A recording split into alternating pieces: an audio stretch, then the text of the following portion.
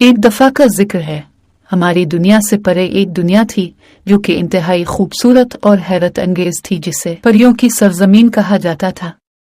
ये जादुई सल्तनत एक सरसब्ज वादी में वाक़ थी, जिसके चारों तरफ बुलंद पहाड़ थे जो नर्म मावराई रोशनी से चमकते थे। परियों की सर जमीन के वस्त में एक जानदार शहर था जो जिंदगी और जादू से भरा हुआ था।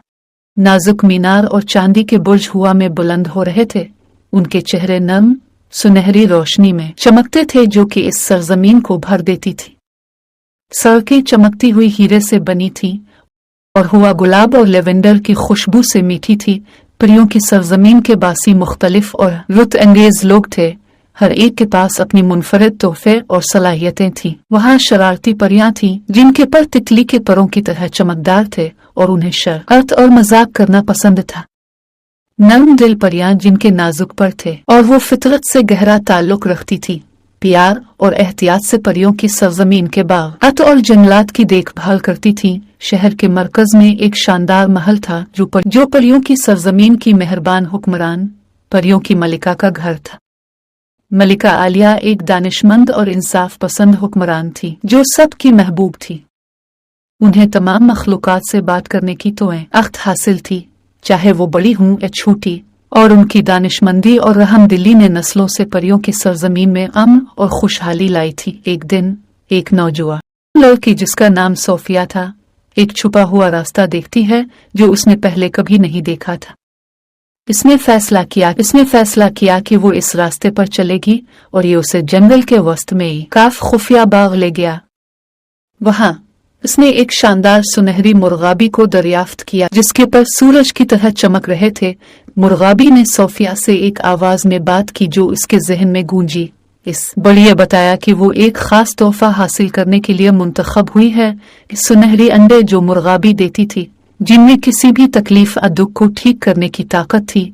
सोफिया जल्द ही एक मुहिम पर निकल गई ताकि जरूरतमंदों की मदद कर सके। सुनहरी अंडों का इस्तेमाल करते हुए हर इस शख्स को खुशी और तसल्ली पहुंचा सके जो तकलीफ में था। और इस तरह इसका सफर परियों की सरजमीन के जरिए शुरू।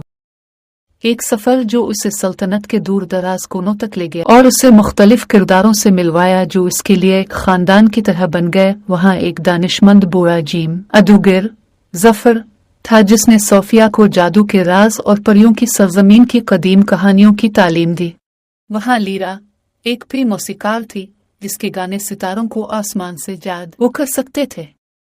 और वहाँ फन एक बहादुर और वफादार परी नाइट था जो सोफिया का सबसे करीबी दोस्त और साथी बन गया। मिलकर उन्होंने जबरदस्त ड्रैगनों और शरारती चुड़ैलों का सामना किया, कदीम पहेलियां हल की और छुपे हुए दरवाजे खोले और परियों की सरजमी नून के अजायबात की खोज की।